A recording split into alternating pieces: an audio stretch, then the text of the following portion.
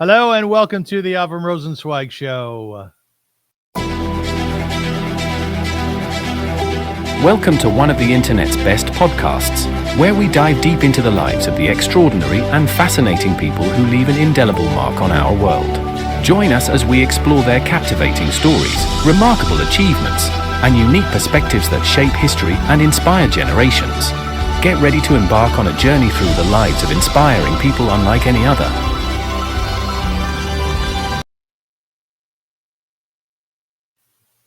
Hello, folks, and welcome to the Avrum Rosensweig Show. My name is indeed Avrum Rosensweig, and I'm delighted to be here with you. Thank you so much for joining. We have a fascinating show today. I would almost call it a special, and I will introduce it in a moment and my very esteemed guest. I always like to tell people prior to the show that what we're trying to do here on this podcast is to pay homage to humankind, is to make people understand that while there may be a certain cloud hanging over our world at this time, the truth of the matter is there is much beauty and there's much brilliance and there's a lot of creativity. And I would like people to be inspired by these conversations, these back and forths, these tete-a-tetes, and to realize that there is brilliance out there and we should follow that brilliance and find our own zone where we too can create or recreate something fascinating for our own legacy. Let me tell you what this show is all about today. Today, we delve into a fascinating comparison between two towering figures in the world of literature, and they are Shai Agnon and William Shakespeare. While Shakespeare's influence on the English language and global drama is undisputed, Agnon, a Nobel Prize-winning author from Israel, carved a unique path in Hebrew literature and throughout the world. Shakespeare's works reflect a deep understanding of human nature, exploring themes of love, power, and tragedy, while Agnon's narratives intertwine the struggles of Jewish identity, faith, and modernity. Both writers, though separated by time, culture, and language, share a profound ability to capture the essence of the human condition.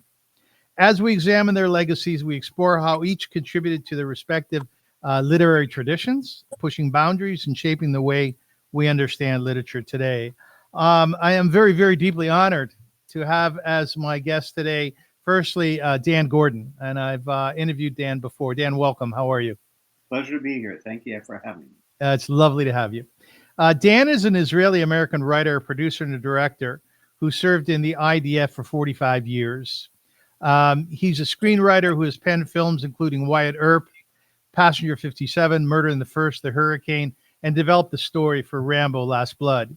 He's been a producer, screenwriter, and story editor for over 200 hours of television, including Highway to Heaven, Highlander, and Soldier of Fortune. Dan has written stage adaptations of the very brilliant Terms of Endearment and Rain Man. And after October 7th, Dan decided he would make a 4-part documentary about that day with the belief that the narrative from that major terrorist attack would eventually be changed to make Israel the responsible one. And number 2 would ultimately be forgotten by many. He's a dad, he's a husband, and he's a very caring Jew. My dear friend, Rabbi Shlomo Gemara, welcome, Rabbi. How are you? Thank you very much. I'm really honored to be here. You know, I would never think that I will have the opportunity to meet people like Dan, and it's a great honor for me. Thank you for arranging it. And I hope that I can contribute to any discussion with such a caliber as Dan. We hope so, Rabbi. Back at you, Rabbi. It's a mutual honor. Now, Rabbi Shlomo Gemara, a dear friend of mine, he's an educator, and his entire working life he has been teaching young people and older people. He's been teaching at Chat, which is a community high in Toronto, and one of the largest Jewish high schools in the world. Prior to that, he was Rosh HaYeshiva. He was the dean, the head of the yeshiva at Or Chaim here in Toronto. He is also the co-host of a Parsha and Prose. That's a podcast that he and I do every single week, learning and teaching the portion of the Torah for that week through the lens of classic literature. He too fought in the IDF. He's a father of 8. He's a Zaidi. He's a grandfather, and he is considered by many to be an Agnon expert. Would you agree with that, Rabbi? No, not at all. Everything that you said before is true.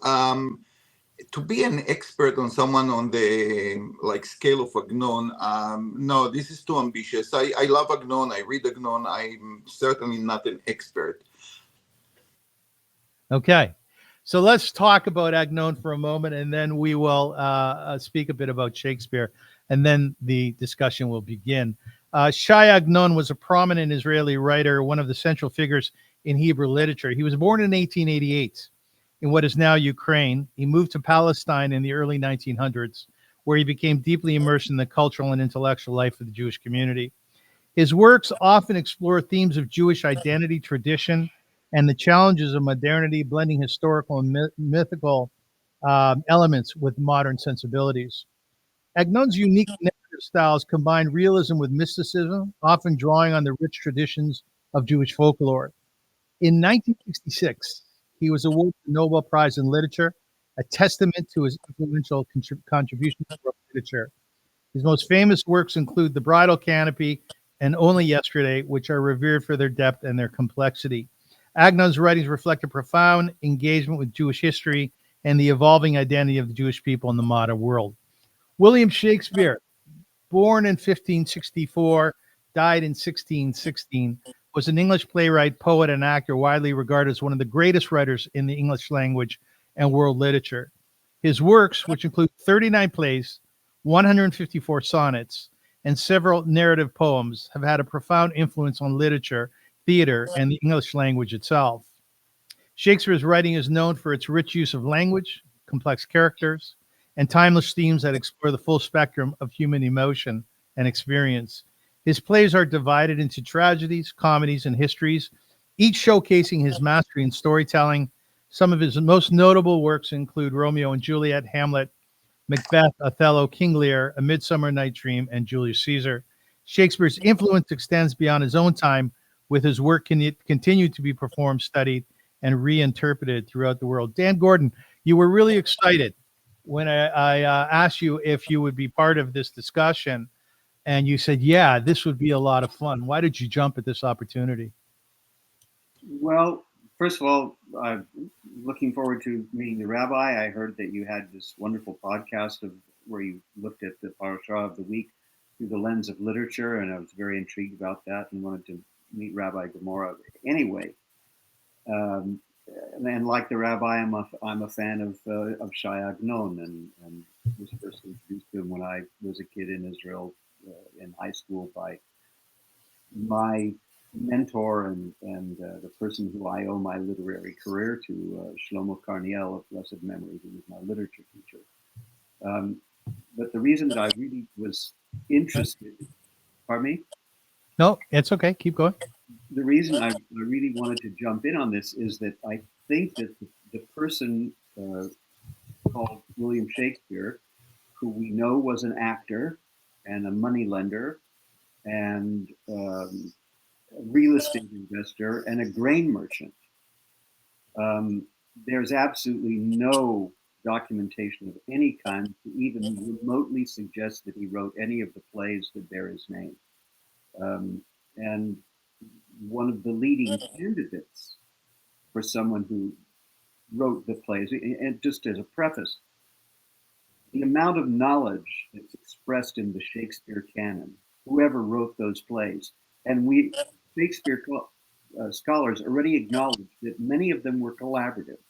That's already accepted within Shakespeare scholarship, that many of the plays were in fact collaborative. But the range of knowledge that one had to have if one wrote those plays was a knowledge of Latin, Greek, Hebrew, Italian, French, Spanish, a knowledge of falconry, which was restricted to the nobility, a knowledge of the law that was the equivalent of what a judge would have had to have known. The legal interpretations that are in the Shakespeare plays are not those that a layman would possess. And an intimate knowledge of life at court, an intimate knowledge of Elizabethan life, but also a knowledge of life at the Danish court. one of the Shakespeare scholars said, well, Shakespeare, of course, knew the life of court because within the course of his career, he gave over 100 performances at court. The problem with that is that the Shakespeare history plays are written before he ever gives one performance at the court. The man from Stratford simply could not have written the plays. There's no record he ever went to school. And in his will, we see that he does not own one book. We know that his parents were illiterate because they signed their names with X's. We know that his daughters were illiterate because they signed their names with X's, and one daughter couldn't recognize her husband's signature. In his will, not only does he not possess one book, which he leaves, and the collection of books that Shakespeare had to have access to was extraordinary. I mean, it's a library where there are 15 different translations of the Bible alone that are used in the works of Shakespeare. And these were expensive things to own. People passed down books as treasured objects. And his will, which is one of the few documents that we have that we know he wrote, he gives his second best bed to his wife. That's his legacy to his wife, the second best bed. He disposes of property to one particular daughter. He owns no books, but more than that, and I'm now just speaking as a writer, as a person who has made my living as a professional writer for 57 years. If you read my will, you'll come to a rather large section which talks about my literary estate. Because after I die, it's going to continue producing income for my offspring. It's very important to me that I have a literary executor who knows something about, in my own particular case, I've worked both in motion pictures and theater. I've written 11 novels, so I need somebody who has a background in motion picture and television, but also in theater. I have right now 3 plays that are in production, I think, in 10 different countries. Just because over the years I've written plays and they're out there and people buy the rights and they perform them. So I'm not such a consummate here, but this has been my life for 57 years. It's inconceivable that I would write a will and not make mention of my manuscripts. Yes. Make no provision for getting them published.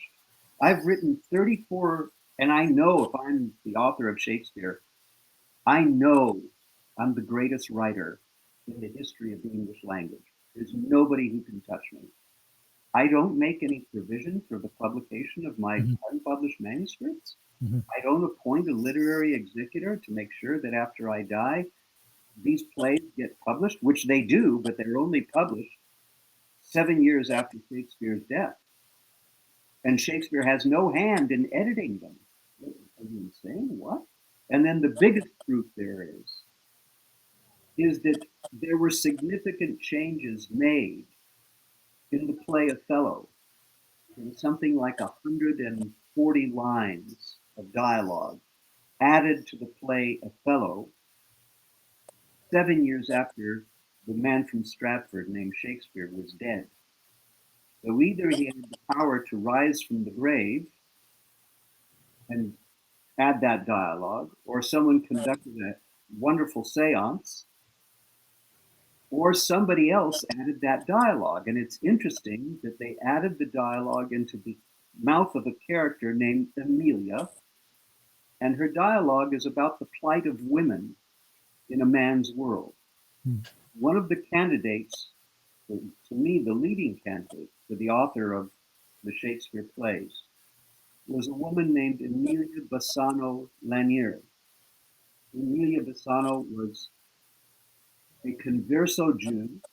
Her family was from, of all places, Venice. They originated in the town of Bassano. They were brought to England by Henry VIII as court musicians. They were the greatest recorder players and makers of instruments in Europe. And so he imported the whole family to be royal musicians to the court. Emilia was raised at court because of her family being musicians.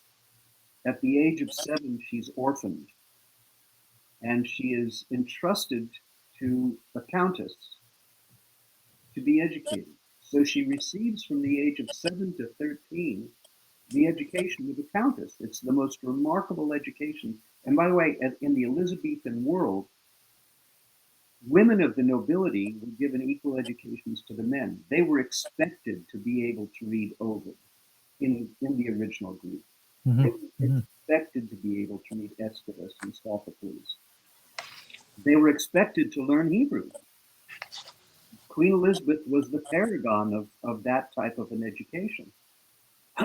So she's given the education of a noblewoman. She's the adopted, basically foster daughter of a countess. She's at court. She's raised at court. And at 13, the countess remarries. And when she remarries, she's about to start her own new family. And she's going to move with her new husband. Well, she can no longer have this sort of charitable activity of this little foster daughter. The girl's family, and it's interesting that 13 is also the age at which Juliet is supposed to be forced into a marriage that she rebels against. At the age of 13, her family, she's in a tough position. She's not a noblewoman, so she can't marry into the nobility. But she's too educated to be with a commoner. The family does something really terrible in 21st century eyes, but in their eyes, not so terrible. They made an arrangement for her to become the mistress of a man who was the Lord Chamberlain. The Lord Chamberlain was Queen Elizabeth's cousin. As Lord Chamberlain, he's responsible for all the plays that are presented in England, and he's the leader of the Lord Chamberlain Men, which is the Shakespeare company that presents all the Shakespeare plays. He's 45 years older than she is. She's forced to become his mistress. And from the age of 13 to the age of 23, she lives as a respectable courtesan. And she's at the court of Queen Elizabeth. She's a favorite of Queen Elizabeth. She's very pretty. She's given access to all the things that the nobility has. What is one of the Lord Chamberlain's main hobbies? Falconry, which we see more allusions to in the plays of Shakespeare than any other Elizabethan playwright. He also is a judge, and she sits with him at court as he presides over cases. His legal knowledge is extraordinary. He's also the British ambassador to Denmark. And there's every reason to believe, that's her godfather, when she was with the Countess, that she is taken to the court at Denmark, at Elsinore Castle, the customs of which are evident in Hamlet and only available to someone who was there because no one wrote about it. 1/3 of the Shakespeare plays take place in Italy, a place that we know William Shakespeare never set foot in. The Bassano family, above, I'll just give you a couple of goofy things. In the town of Bassano, there's a fellow by the name of Othello, who is known as the Moor in the town of Bassano. Above the Bassano family home, there is a fresco which the character Iago in Othello describes. Now, you can't describe that fresco unless you saw it, and it was not a tourist town. Even if you took the grand tour of Italy, you wouldn't have gotten to the town of Bassano. I'm sorry to be monopolizing this. Yeah, it's okay. We're going to break it in 1 sec. But the point is, here is a young girl who I believe was, up until the age of 7, given a very religious education. She's a secret Jew. Jews were banned in England. There were no Jews in England. They were banned in 1290. But there were about 200 converso families, either from Portugal or from Italy, and a couple from Spain. So she's given, and she has a wide extended family. I believe that these people are very steeped in Jewish learning. I believe she can read Hebrew. She's classically educated. she becomes the only woman in Elizabethan England to write a book of poetry under her own name, which she eventually publishes later in life when she's in her 40s, after presumably she's written about 30 of the Shakespeare plays. The language in that is very similar to the Shakespeare canon language. But to me, the clincher, which I really want to get into, is The Merchant of Venice, which is a play that nobody but a Jew could have written. Nobody but a Venetian Jew who understood the geography, where the synagogues were. This was where her family was from. And there's ample reason to believe she took a year-long trip with her brothers to visit all of the family holdings. They still had land holdings in Italy. So Dan, let's pick up on that in a few minutes. My bottom line is, Yes, please. We may be talking about two very famous Jewish writers here. Okay, fascinating stuff. Thank you for that. Rabbi Shlomo Gemara, you said that Agnon, as a Jewish writer, saw his work as a sacred mission to reconstruct and preserve the Jewish world, its past, its rhythms, and its spiritual essence. From him, writing was an act of cultural and religious continuity, a bridge connecting generations to their collective destiny. Great quote, great writing. Explain that to us, Rabbi. Okay, first of all, I must say that I could be quiet and just to listen Me too. to this amazing chidush. Like, this is like so innovative. And I think to myself, actually, I had to do this interview like a few months ago because, in our last trip to Italy, we were in the Dolomites, and the first place we visited was a place, Bassano del Grappa, which I believe it's not far away from Venice. I think hour and a half drive. And if I would know that, then I would spend more time and try to explore the place a little bit better, which is quite amazing. That was the family home, was Bassano del Grappa. It's 40 Wow, that's amazing. And more than that, in our last visit to Italy, we went to Verona, and we were a little bit late to the flight.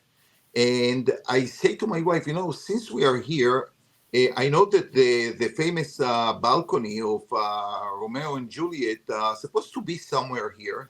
And I really want to visit it. I really want to see it. And we did. And by the way, it was very easy to find because everyone that you asked was on his way to see the balcony of Romeo and Juliet. And people are standing to take the picture. Then we had to wait in line until we took the picture of a balcony in the fourth or the fifth floor, which was very interesting. So if I would know before, trust me, my trip to Italy would look very, very differently. That's amazing to hear. And you know what? I have to say, I'm not an expert in Shakespeare, but really, especially when you talk about the Merchant of Venice, there is something that only intimate knowing of the costumes, the community, the people involved. It makes lots of sense, I must say that. Although the only question I have is, after all, Sherlock is not portrayed in a overly positive way, and I don't know why a Jewish writer or someone who sympathizes with the Jewish people will do something like this. So that's a question for you to answer later. But let's talk a little bit about Agnon, who certainly wrote his books. So first of all, thank you. It was just it's amazing. I would love to hear more about it. Agnon wrote his own writings. I must say that, interestingly enough, you talked about literary will, and some of the books of Agnon were not published in his life. And he never left instructions what to do with the books. Like, I'm talking like a masterpiece like Shira, that we can talk about just this book for a long time, but it was not published by him. It was published by his daughter, who somehow was in charge of her father's possessions and literary treasures. Um, so Agnon himself also did not leave a very detailed literary will, which is interesting because I think that great authors sometimes realize that at a certain point their own creation is not theirs anymore. It belongs to the public, and therefore it's not for them to decide what should happen to it. That's my take on it. Agnon started to write in a very young age. Actually, his first poem, which I think today many experienced poets would be envy with, a poem of 15 years old about a Kabbalist by the name De La Reina. Was published for the first time. The first song that he wrote was in the age of 7, when his father went to the fair, and he wrote a song describing how he misses his father and he's waiting that he will come back. So Agnon was a genius, but in a very different way. He saw his role in different way. And I just before the podcast, I went again over his famous lecture in the Nobel Prize ceremony, and actually everything is written there. Dan, one of the questions I wanted to ask you, if we could revive Shakespeare, something that you say that maybe already happened, and we would award him with the Nobel Prize, what kind of speech he would give in Stockholm for the people, how he would describe himself, his role as an artist. This would be a very interesting thought. You want to jump in there, Dan? Yeah, sure. Let me go back to something you said earlier, which is a good question, which is how, if Amelia Bassano, this converso Jew, is writing works of Shakespeare, how does she write Merchant of Venice, which is perceived as this very anti-Semitic play in which ostensibly Shylock is the villain? So there are a couple of things. Every writer writes within the time period in which they live. None of us are divorced from the time period in which we live. We're all products of it. We're bounced around by current events, and and we write within a particular milieu. About 3 years before Merchant of Venice is produced, so maybe it's 2 years before Merchant of Venice is written, the physician to Queen Elizabeth, who is a converso Jew, Portuguese, his name is Rodrigo Lopez, is accused of a plot of poisoning Queen Elizabeth. He's accused out of whole cloth by a man who was a nobleman who he treated for syphilis, and he gossiped about it. That was the source of the enmity between these two people. When the charges were brought against Rodrigo Lopez, Elizabeth said it's impossible, can't be. And the Lord Chamberlain said the same thing, the closest advisor she had. There were no Jews in England, but there was a tremendous amount of Jew hatred in England. There was anti-Semitism in a place that didn't have Jews, which is shows you how diabolical anti-Semitism is. The trial of Rodrigo Lopez was a travesty, and it was largely based on the fact that he was a Jew. Even though he professed to be a believing Catholic, he said, I've accepted Jesus as my Lord and Savior. I love Jesus Christ. I'm a believing Catholic. They said, no, he's a Jew. They paraded him throughout London so people could throw garbage at him. The proof against him was that he was a Jew, and therefore disloyal and a spy for the Spanish. The sentence that was passed was that he would be hung and drawn and quartered, and that all his, according to the law, all his possessions, and he was a very wealthy man because he was the most successful physician in England, would be confiscated. Obviously, Elizabeth didn't believe that this verdict was true. Later, it was proven that it wasn't true. It was recanted. And in fact, the guy who brought the charges was later beheaded. But at the time, Elizabeth delays passing the sentence for 3 months. And in those 3 months, there are massive demonstrations against Jews. If you're a converso Jew, and there were about 200 converso Jews living in London, you were in trouble. You were afraid for your life. If this could happen to the Queen's physician, it could happen to anybody. Anybody could be accused. Doesn't matter how much you profess that you love Jesus. Doesn't mean nothing. Doesn't matter where your family comes from, who your connections are. You're not safe.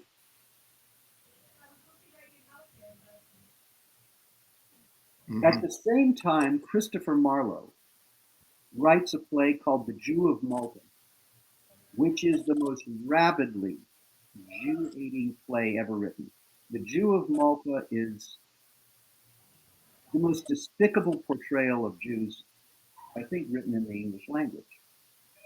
And he wrote it because he knew it would be a commercial success. He was a commercial playwright. It was a time when people were incensed about Jews because of this guy, Rodrigo Lopez. A Jew was a villain people loved to hate. You could throw garbage at the actor who was playing the Jew, and you were ensured that it was going to be a commercial success. There's no way that the man from Stratford would undertake to write a play in which he's basically saying to Queen Elizabeth, you screwed up. You didn't show mercy. You allowed this person who was your confidant and your friend to be executed. That's a very dangerous play to write. You can be killed for that. By the way, Elizabeth was a tough cookie. She had playwrights who wrote things that she didn't like. Whatever hand they wrote with was cut off. That was a minimal punishment. So being a playwright was kind of a dangerous profession. So to undertake writing a play like Merchant of Venice was a very risky and dangerous thing. It had to be couched in certain things. Number one, it had to be called a comedy. Merchant of Venice is not called a tragedy. It's referred to as one of the comedies because there's a love story wrapped around it with people, a woman dressing as a man and deception. And there are some very funny lines in The Merchant of Venice. There's a fool in there who's very witty. So wrapped around this story of anti-Semitism, there's a love story, there's a comedy, there's things for people to laugh at. But then you start getting into what this play really is. Number one, the name Shylock doesn't exist in any language. Where did the writer of this play get this name and why? There are Shakespeare scholars who today have the audacity to say it's a corruption of the English name Sherlock, which is the stupidest thing I ever heard in my life. Why would the playwright of a play set in Italy corrupt an English name called Sherlock? But if you look at Pirkei Avot, you get to the one section where it's talking about the 4 kinds of man, and it says, Sheli Shelcha. Beautiful. Sheli Shelcha, Shelach. Beautiful. Wow. Arba midot ba'adam, ha'omer sheli sheli v'shelcha shelach. And that's the average man. That's the guy who's the average man who stands on the law. He's a person that later talks about the fact that he stands on what the law is. A stupid man says what's mine is yours and yours is, that's a stupid man. A wicked man is what's mine is mine and what's yours is mine. That's a wicked man. But the guy who's the ordinary man, the Benoni, the one who stands on the law, Sheli, Sheli, V'shelcha, Shelach. Shelach, an Englishman can't be expected to do a ch. So Shelach becomes Shelach, which was the original pronunciation of Shylock. No, it wasn't written as Shylock. It was written as Shelach, not Shalach. People said, oh, it's from Shalach, who was one of the sons of Shem. He was a progenitor of the Hebrew race, which is BS. First of all, it's Shalach. But second of all, if you wanted the progenitor of the Hebrew race, call him Abraham. Why do you pick a name that can't be tied to any Jew? Because you don't want a Jew to be tied with the stigma of the name. You don't want someone saying, yeah, that's Jacob. Yeah, that's Abraham. Yeah, that's Duvi. So you choose a name that you know what the meaning is. And Shakespeare is full of puns. And you know that this is the average man who stands for the law. Okay, so let's see who this average man who stands for the law is. And I'm sorry if I'm monopolizing. I'm a little crazy passionate about this. The plot of the play has this guy named by the way, who's one of the lead characters in The Merchant of Venice? Bassanio. Emilia Bassano literally is writing her name into this play. It's not a common name. So Bassanio is the best friend of Antonio, and Bassanio wants to court a woman named Portia, who is a stand-in for Queen Elizabeth. Who is Portia? She's a woman who dresses like a man and gives kingly power. Okay? And I'll get to her in a second. So Antonio says to Bassanio, you don't have enough money to court Portia. I'm your best friend. I'm going to get you some money, but I'm strapped for cash because all my money is tied up in ships that are, now whoever wrote this understood Venice really well because he understood how this worked. Antonio is the merchant of Venice. Shylock is not the merchant. Shylock's a moneylender. The Merchant of Venice could have been called the Christian of Venice. The Jew of Malta was the anti-Semitic play. The answer to the Jew of Malta is the Christian of Venice, is the Merchant of Venice. That's this guy Antonio. And he says, I'm going to borrow the money so you'll be able to court the Portia. And he comes to Shylock. So here's the scene. Dan, can we hold off on the scene for a moment? Sure.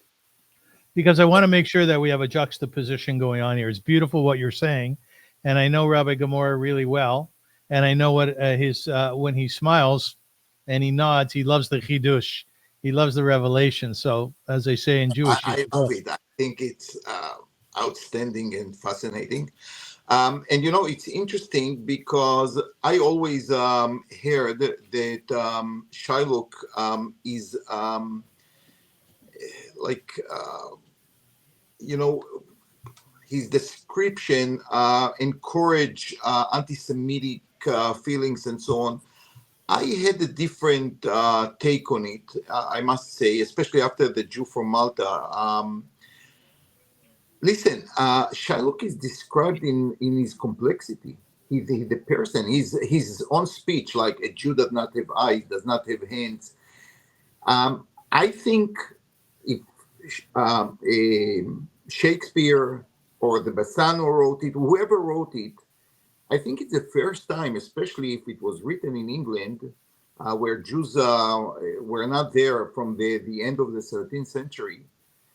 A Jew is a person, is a human being with the complexities of anyone else. So I think we have to acknowledge this one. Churchill once said, I don't know if Churchill said, but it's people say that he say that. What is an anti-Semite? Anti-Semite is someone who dislikes Jews more than necessary. So there is kind of like hatred which is there, which is building, but some people take it, a little bit more. And honestly, I think that the people who saw the play went back home and thought about these lines.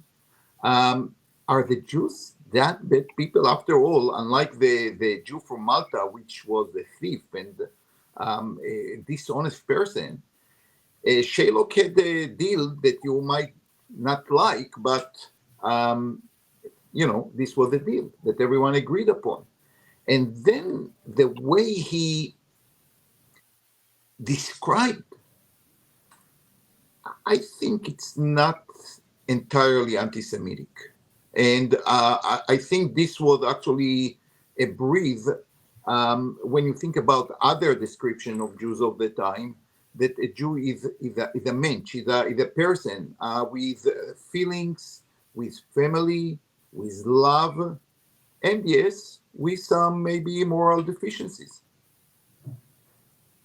So that we bring Agnon into the discussion, because this was the genesis of why we've come together. Rabbi Gemara, some of the books that Shai Agnon has written are Only Yesterday, The Bridal Canopy, A Guest for the Night, To This Day, The Doctor's Dilemma. Now, when we've talked at some point, you actually said to me that you believe that Agnon was a greater writer than Shakespeare. That's not the direction that we took within this discussion. Or it's not a debate. We decided not to go that direction. But it does speak in your mind to the brilliance of the man, the brilliance of the writer. Tell us about his brilliance. Give us a sense of Agnon and why you love him.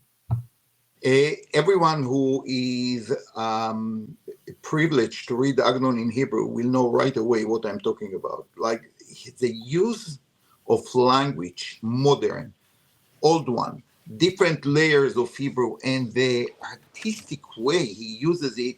We'll have to say that we are talking here about an unbelievable genius only from the aspect of language. I'm not talking about like how we weave the ideas and use the language and the ideas and old sources and modern sources into a story. And I told you many times, translation is great, but it cannot give you the real sense of the story itself. Exception to the rule, by the way, I have to say how I became like a Shakespeare lover.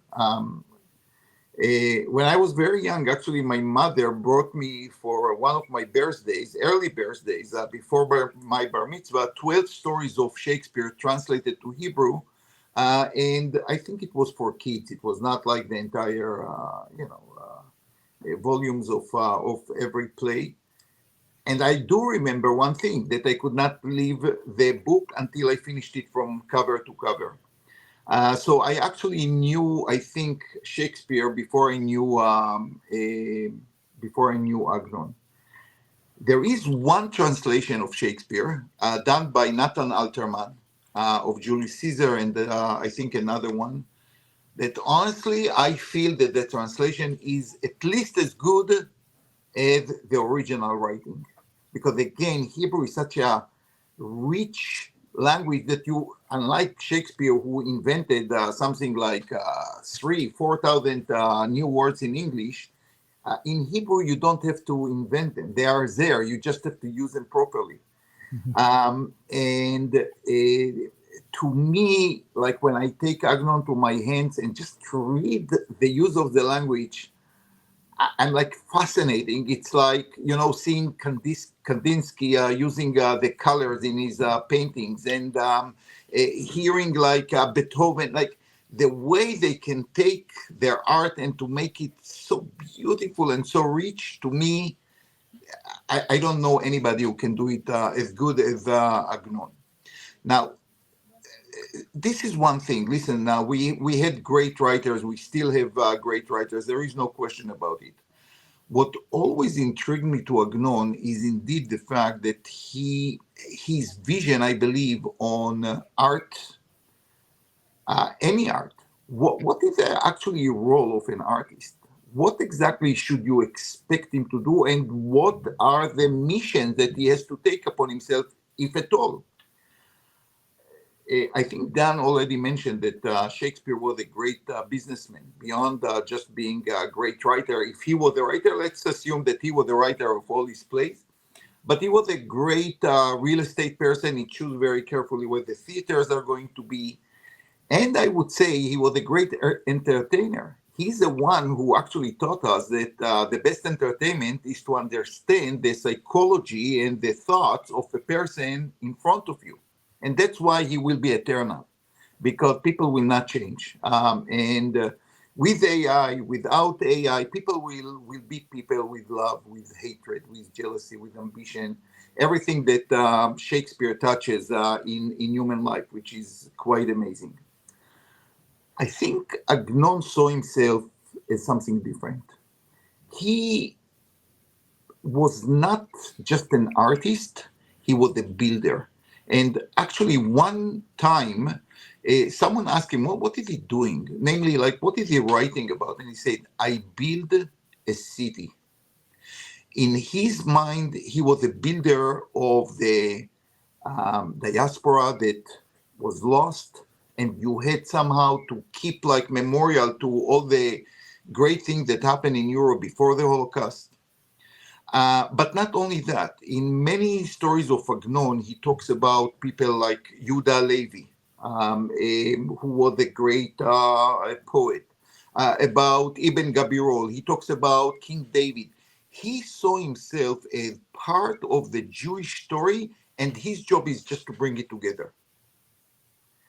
I don't think that Agnon ever saw himself just as an entertainer or even a person who has a great writing. He saw the gift of writing as something that God is telling him, you have to do something with it. As part of the Jewish world, you have to bring to the knowledge of people what happened before, what is their destination. And in this regard, that's what I meant when I say that I feel that Agnon is greater than Shakespeare. I think that Agnon had a greater sense of mission. That's my take. Well, what would be your response to that, Dan? I, like I said, I never wanted this to be a debate about who is greater, who is lesser. I do think that I can't speak for every writer. I can speak for those that I know and for myself. You always have a feeling that it's coming through you as opposed to you're creating it. That you really are, whatever God wants to bring through you, your job is to make sure that the vessel can contain what's being poured into it, and you can be the right conduit, and that your skills are commensurate with what's being asked of you and what you're doing. In the case of Emilia Bassano's quote unquote Shakespeare, especially in this play Merchant of Venice, the act of courage that she's committing in literally, she's addressing Queen Elizabeth personally at the risk of her own life. After Elizabeth has passed sentence on this Jew, Rodrigo, and encouraged through this the anti-Semitism that was rampant after this trial, she's the one who's standing up. And I just want to get to let her speak for herself. When Antonio wants to borrow money from Shylock, he comes to him and he's asking for 3,000 ducats. And Shylock says, 3,000 ducats, 'tis a round sum, 3 months and 12, then let me see the rate. And Antonio says, well, Shylock, shall we be beholden to you? And Shylock says, Signor Antonio, many a time and oft in the Rialto, you have rated me about my money and my usury, and still I have borne it with a patient shrug. For sufferance is the badge of all our tribe. I don't believe a non-Jew could have written that line. I have borne it with a patient shrug, for sufferance is the badge of our tribe. You call me misbeliever. You call me cutthroat dog. You spit upon my Jewish gabardine, and all for the use of that which is mine own. Well now, it now appears you need my help. Go to then, you come to me and you say, Shylock, we would have money. You say so. You that did void your room upon my beard, you that spit on my beard, and foot me as a stranger cur over your threshold. You kicked me like a dog off the step. Money is your suit. What should I say to you? Should I say, hath a dog money that it's possible to loan? Should I say, had a cur loaned 3,000 ducats? Or should I bend low and in a bondsman key with bated breath, whispering humbleness, say this, fair sir, you spit on me on Wednesday last. You spurned me on such that day. Another time you called me a dog, and for these courtesies, I shall lend you money. Antonio says, and listen to what Antonio says to him. I am as like to call thee dog again, and to spit on thee again, and to spurn thee too. If thou wilt lend this money, lend it not to thy friends, for when did friendship take a breed for barren metal of its friend? But lend it to me as thine enemy, who if he break, thou mayest with better face exact the penalty. Who's making the deal here? Who just made the deal? It wasn't Shylock. It was the merchant of Venice. It was the Christian of Venice who said, you damn right I'm your enemy. I spit at you. I kick you. I abuse you. But you're going to give me this money because it's good business for you. So just make the deal. And if I forfeit, I'll pay the price and you'll look the better for it. Who just made the deal? Portia, when she comes into the trial, has a line which was actually a laugh line because Shakespeare, the character of Shylock, is dressed in what he calls his Jewish gabardine, which is what Jews of Venice had to wear. He has a beard. It's very clear who the Jew is. And yet Portia's first line when she comes in is, who is the Jew and who the merchant? As she looks at these two. Now, the line actually used to get a laugh because it's so obvious who the Jew is. But the playwright is really saying, who's the villain here? Who's the one who made the deal? Who's the victim? Who's the true Christian? Who's the true person of mercy? When Shylock is going to take the bond, he's told by a guy named Salarno, I'm sure if he forfeit, thou will not take his flesh. What's it good for? And Shylock's answer, to bait fish withal, if it will feed nothing else, it will feed my revenge. He hath disgraced me and hindered me 500,000 times, laughed at my losses, mocked at my gains, scorned my nation, thwarted my bargains, cooled my friends, and heated my enemies. And what was his reason? I'm a Jew. Hath a Jew not eyes? Hath a Jew not hands, organs, dimensions, senses, affections, passions, fed with the same food, hurt with the same weapons, subject to the same diseases, healed by the same means, warmed and cooled by the same winter as summer, as a Christian is? If you prick us, do we not bleed? If you tickle us, do we not laugh? And if you poison us, do we not die? And it's really important that remember what Rodrigo was accused of. She's putting it right in Elizabeth's face.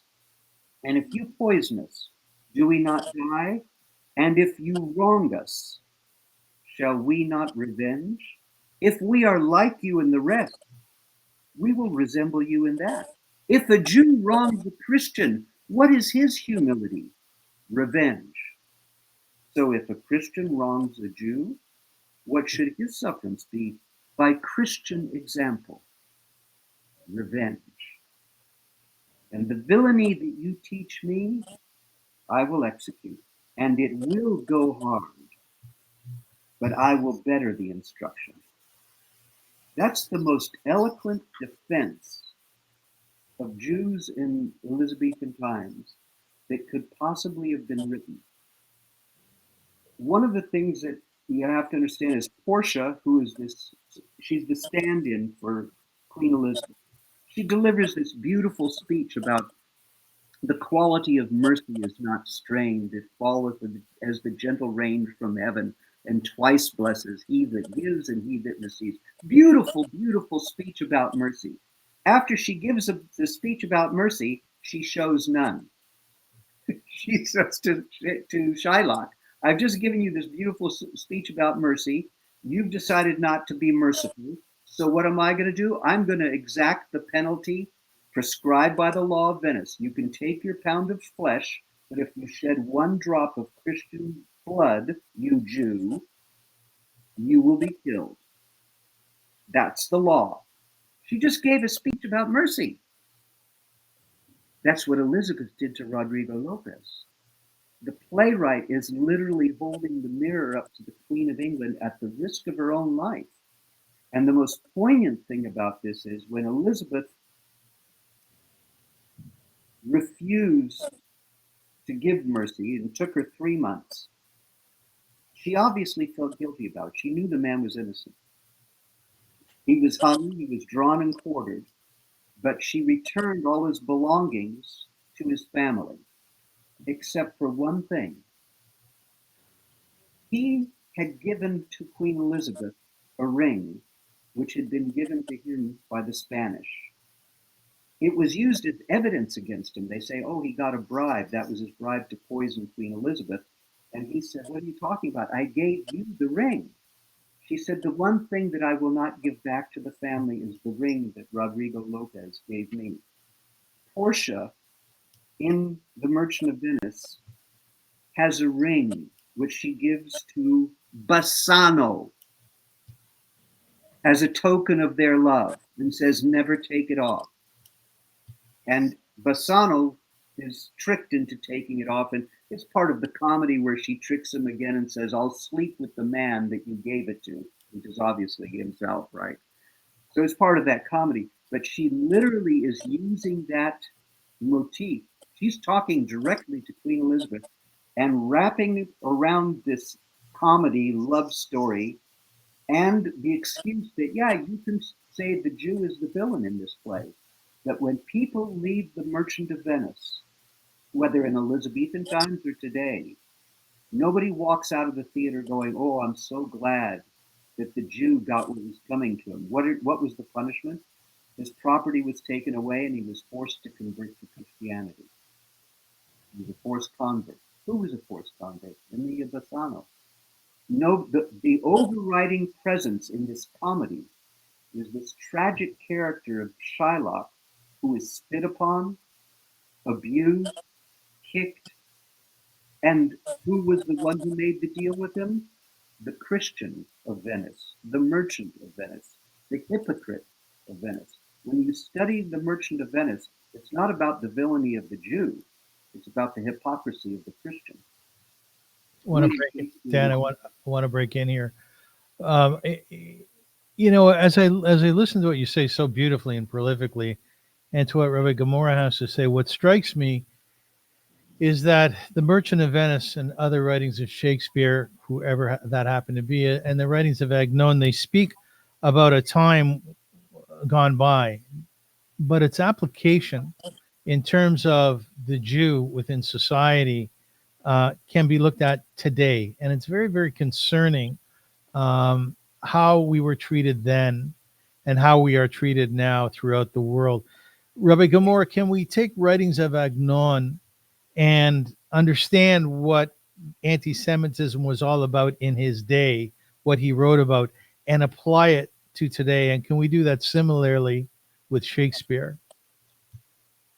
In this regard, I think that both Shakespeare and Agnon actually analyzed very well maybe what would be behind anti-Semitism. And I want to say something because, Dan, I think that you converted me to really believe that actually a Jew is behind the Merchant of Venice in a way.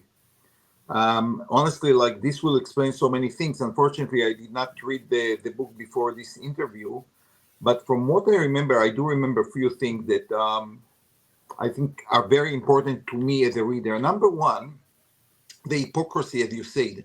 And this is something that appears in Agnon again and again. Like the hatred towards the Jews is like if you compare it to the relationship between themselves and the way they treat the Jews is always an issue of hypocrisy and unjust and unfair. But according to your theory, there is something very interesting here. There is no question that intellectually and emotionally, Shylock is superior to all the other people in this play. Maybe he twisted a little bit the way he deal with his emotions, but the way he's presented is much superior to Besano and the judge who, you know, exactly as you say, like they are looking for the perfect just when they try every trick in the book to twist the outcome of the judgment.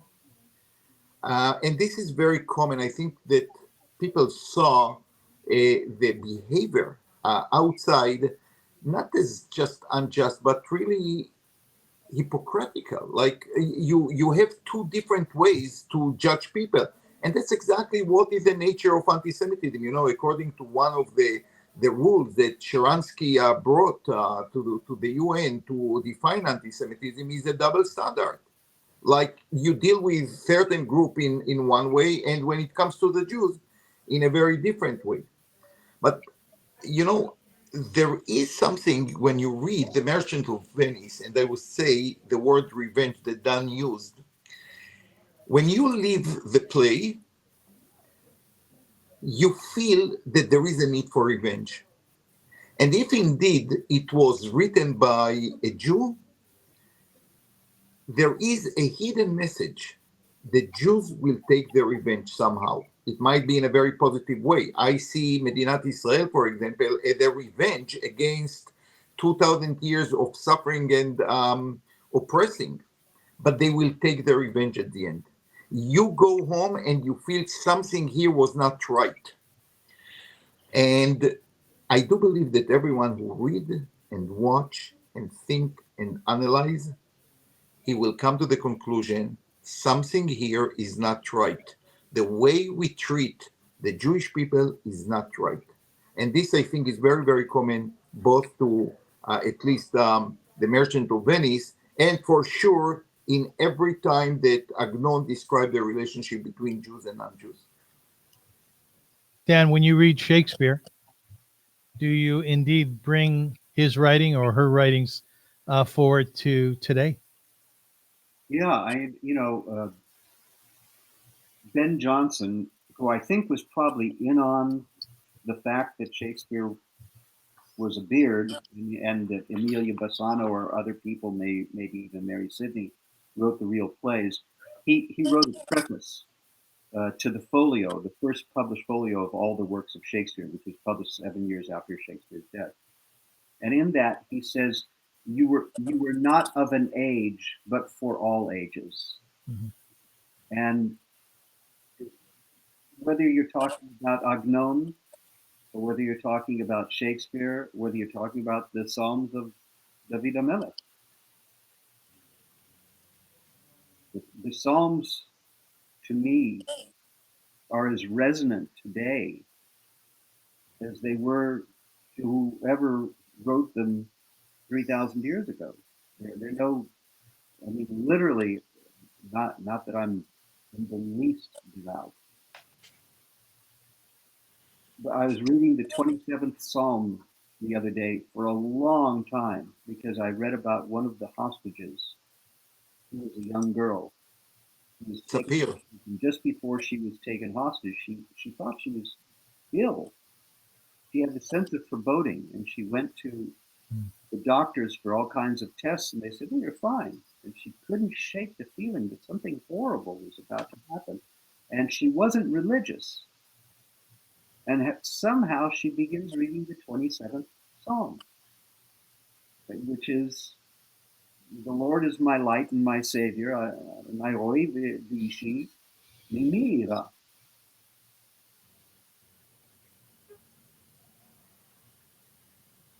And she literally talks about an enemy will come to eat your flesh.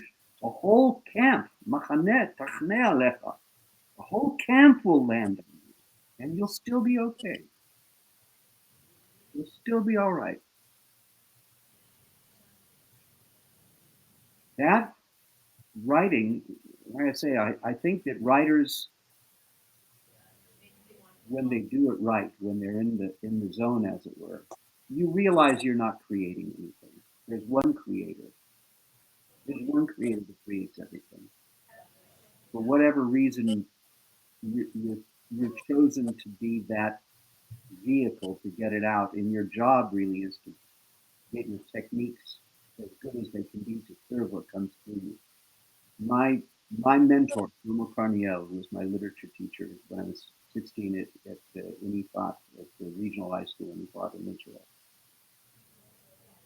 came to me and said, I have very bad news, what I think is very bad news for you. And I thought I was going to be kicked out of school. And that would have been really bad news because I was in Israel on my own. My family wasn't with me. And if I was kicked out of school, I had no place to go. And I didn't have literally anywhere to go if they kicked me out of school. So I was really scared. And he said, I have very bad news for you. Oh my goodness. What? He said, I think you're a writer. Mhm. And I don't know what you want to do about that. And if I were you, I would run from it. But if you don't want to run, I can help you. And he really instilled in me the notion that you had to be open to the creator, whatever you want to call it, whether you want to call it God or I will call it God. You have to be open to that because for whatever reason, you've been chosen to be the conduit. Now your job is to build your skills, to be able to express it as well as you can. But writers take vows, unconsciously or consciously. You take vows to serve that thing which people used to call the muse.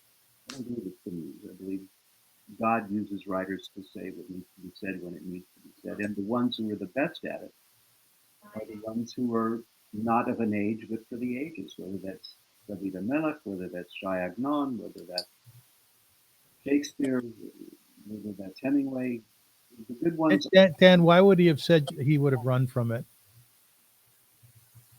You know, Shlomo was a very tortured man. He was a Holocaust survivor. Yeah. He had been in Auschwitz when he was 8 years old with his older brother. He broke out. He was an alcoholic. He wanted very much to be a writer, Mm-hmm. and he couldn't write, and it tormented him. He was a great teacher of literature. He was the greatest teacher I ever had, the absolute greatest teacher I ever had. But whatever that thing is that lets you be a good storyteller, he didn't have. That's heartbreaking. And it broke his heart. Yeah, it breaks my heart. Yeah, and because he had so much in him to tell, Yes. so Yes. he became a great teacher, and that's But how he. But here we are on February the 5th. In his memory is the show. Is we're speaking about him, and that's a beautiful thing. Rabbi Shlomo Gemara, we have talked about Sapir Cohen in Parsha and Prose, the woman that Dan just mentioned, and she is indeed brilliant. And there is something about her. It always seems like she's channeling God in her discussions. But my question to you, and then I flip it over to Dan, is as we conclude this discussion, a very beautiful one, actually, one I'd like to pick up on at some point. Rabbi, what was your most important takeaway from this schmooze? Actually, I think this story about Sapir Cohen is a very powerful one that will help us to understand maybe the role of literature in general. I told you, Avrum, in our last discussion that when she spoke to our students for about 25 minutes, and many students came and hugged her. Mm-hmm. And I went to her and I said, in few minutes, you managed to do much more than all us teachers could do in years of education and teaching. And the reason is very, very simple. And I think that I completely agree with Dan about Shakespeare and Agnon, and every great literature is about living or thinking through someone else's mind to understand what they are going through. It develop your empathy, your intellectual capabilities. And what happened when she spoke, Tehillim was not just a book that you open here and there and you just like recite verses, as most of us doing. This was her life. This was her story. And great literature is exactly that's the job, like to bring you from where you are to a different place. Mm-hmm. And the student saw live how a person is transformed by text. by text. Think about it. It's all words. But this girl was transformed to a different world. And you know what? Honestly, many times as a teacher, I said, do you remember what Sapir said about her experience in the tunnels of Gaza? And you know what? They connect immediately. Because again, it's not, I don't teach them the text. I don't say, let David Hashem Mori V'ishi, and tell them what. It's like a person was in this situation and they found these words inspiring, encouraging, promising. I don't think that you can have such a beautiful example in any piece of literature. And you are absolutely right, Dan. It's Tehillim, it can be Agnon, it can be all the great Dostoevsky and Tolstoy, all the people that we try to speak about in Parsha and prose, to show how indeed we can be transformed by text to be different people. Rabbi, just a side question. We often do this at the end of our podcast. The shir, the song that Moses sang to God in this past parsha, is that great literature? Is there any question about it? I would say if it's not a great literature, people will not read it again. It will be forgotten. I don't know any great literature from the Greeks, from the Bible time. Great literature will be never forgotten, 100%. Is there a particular line that jumps out at you? To me, I think the first word that Moses chose, "Sus v'rochvo rama bayam," like seeing in one moment, like what was our situation as oppressed, and here the oppressor is completely like oppressed by God. Like this sense of justice means a lot. But not only that, and here, if I can insert one more word about Agnon. The story of Shirat Hayam that you just mentioned is actually a story that is not finished yet. Remember that there is a hope for a final redemption, and so we are not there yet. And I think that Agnon mentioned it many, many times. Redemption was a major part of his thinking and his story. He saw himself as part of a Jewish story that we are just in the midst of it. And I'm not sure how, I think for Shakespeare, it's more like repetition. Every generation, the DNA of the human psyche is repeating itself. Of course, every time it's different, and you see it even today. The stories of Shakespeare get like renewed modern versions. So he was absolutely right. But with Agnon, there is an unfinished story here, which is unique to the way Jews are thinking. Dan Gordon, Rabbi Gemara and I do a shiur, a podcast every week. We have what's called a chavruta, and it is so nice to bring you into our chavruta and to hear what you have to say. And to me, I think the best way of gauging the importance of your words and the fascinating aspects of them is I simply have to look at my chavrusa's face, Rabbi Gemara, because constantly when you would be talking about the characters and the anti-Semitism and who was the real villain, Rabbi Gemora's eyes would light up. And that's the best gauge of all. So let me ask you, I Dan, love this discussion, Dan. Like I know would you do. love to know more about what you talked. It's really inspiring. Honestly, it's amazing. Dan, in conclusion, what's your most important takeaway from this schmooze today? You know what? I'll tell you. Anecdote. I lived in Sedona, Arizona for a long time. And I had a couple army buddies from the Israeli army who came to visit me. And I said, oh, it's so beautiful in Arizona. I have to take you up north. There are these beautiful caves where the light comes through at different angles, and they're very, very famous. Photographs of them all over the world. And it's on the Navajo reservation. So I took them up, and in order to go in, you have to get a local guide, a Navajo guide, because it's part of their reservation, and that's their jobs. And so we had a woman guide, a middle-aged woman, and she's taking us through the caves, and this light's very beautiful and everything. She said, "Where are you from?" And one of my friends said, well, I'm from Jerusalem. Another friend said, I'm from Tel Aviv. And she said, oh, shalom. I thought, oh, great. She probably knows how to say hello in 20 languages. You know, if you were Japanese, she'd know how to say, you know. And then she says, no, manishma. They said, ma, manishma, mother manishma, ma. Very late, you speak Hebrew? I said, no, ma. I said, wait a second, you're Navajo and you speak Hebrew. I'm a storyteller. What's the story? So she said, not now. I'll pull you aside later and I'll tell you. Okay, fine.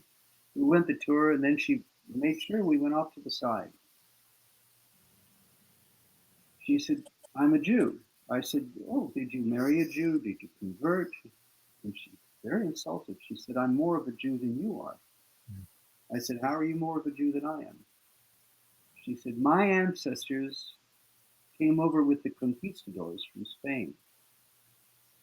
And when the Navajo defeated them, they took the women and the children as prisoners. They killed the men, but they took the women and the children as prisoners. And there were Jewish women who made sure that they, on the deathbed, the grandmothers would tell the family, you're Jews. And we have to keep that spirit of being a Jew alive. She said, we lit candles on Friday nights. We never knew why. She said, once a year we fasted. We never knew why. So my grandmother would bake these sort of tortillas that we would eat in the springtime around Easter. We never knew why. When the grandmother died, she would say, the candles are for Shabbat, the fast is Yom Kippur, the matzah is for Pesach. You're Jews and you have to keep your Jewish soul alive. That had lasted for 400 years for her. And I said, how many people are there like you in the Navajo? The Navajo reservation in that part of the world is on 4 states. It's a very, very big reservation, probably 60,000 people. She said, there are probably 400 or 500 of us. You're kidding me. She said, no, and we all keep it a secret. We don't talk about it. And my friend was a documentary filmmaker. He said, I want to do a documentary film about you. She said, no, we don't talk about it. Because still within the tribe, we would face anti-Semitism. But we keep our Judaism alive. That spark, that Jewish soul stays alive. And that's the thing I most take away from what we've just been talking about. That spark of the Jewish soul is not extinguishable. Mm-hmm.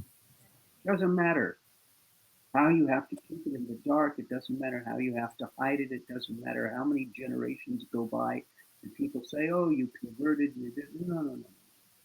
That spark of the Jewish soul is not extinguishable. It's just there. It's always there. It is the tiny candle in the darkest night. It's still there. And if I take anything away from this conversation, here we're talking about the great writer Shai Agnon, who sort of gave the rebirth of Jewish literature. He created modern Jewish literature. He sort of invented it. And we're talking about Emilia Bassano, who I think is probably the greatest writer in the English language. And we're talking about King David.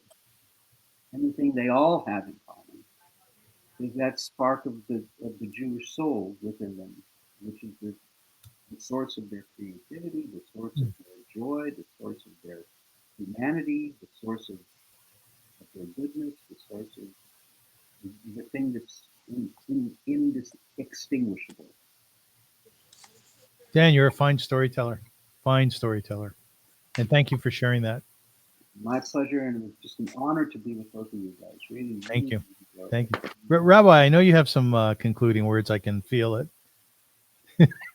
I do, but Agnon write in one of the books that the person was asked to say something after someone else, I think after his grandfather, and he said, if I will say one word, I will destroy everything that my grandfather said.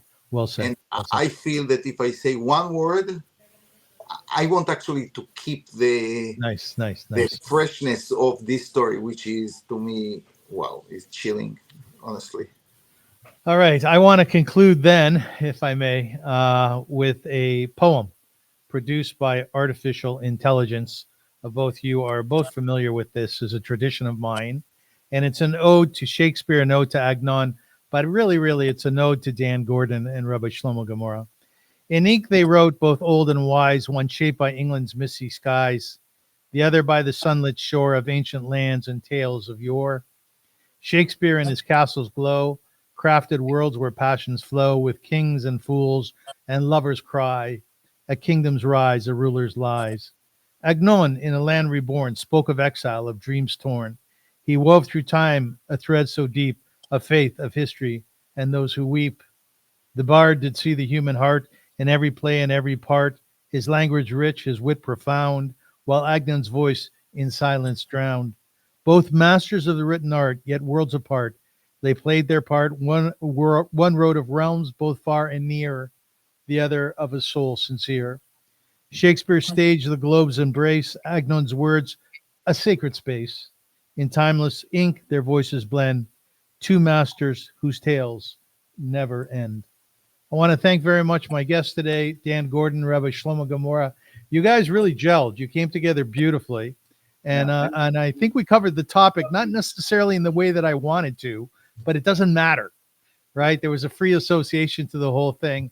And what I would very much like to do is offer you the option of one day picking up on this, because I think the two of you together are just beautiful. Thank you so much for being my guest. Thank you very much. And I want to thank Dan. It was really like Great eye-opening. education. I would love to learn more about it. And I will be the first one to watch any podcast or program with you, Dan. It was just a fantastic experience. Well, it was wonderful to be with you, and I look forward to meeting you both in person. Yeah, and by the way, kol hakavod from me, and I would say in on behalf of the entire diaspora, because both of you have fought in the IDF. Rabbi Gemara fought in Lebanon. Dan, you were part of the Givati Brigade. In fact, I was introduced to you by the CEO or the head of the Givati Brigade Association, and we actually asked his name Yitzchak Levitt, correct? Yitzchak Levitt. We actually asked him. He's a learned man, if he would be interested in doing Parsha and prose with us, I think on Parsha Truma. So we're trying to work that out, and I think it would be fascinating. Right. Yeah. Itzik's a beautiful person. He is a beautiful man. So, ladies and gentlemen, thank you so much for watching and for listening. Please take something important out of this discussion. As I always ask you at the end of my podcast, it's the development of humankind through thought, through wonderment, through storytelling, through intellect. These two men clearly have read a lot in their lives, but not only read, but thought about what they were reading. And I think that helps in terms of the development of the neshama, the development of the soul. So do your reading, read the classics, because there's nothing like them. And Rabbi Gemara has really taught me a lot in that area since we launched Parsha and Prose. So until we meet again, my friends, sei gesund, as they say in Yiddish, be healthy. Am Yisrael Chai, the nation of Israel lives, and proud to be a Jew. Thank you so much.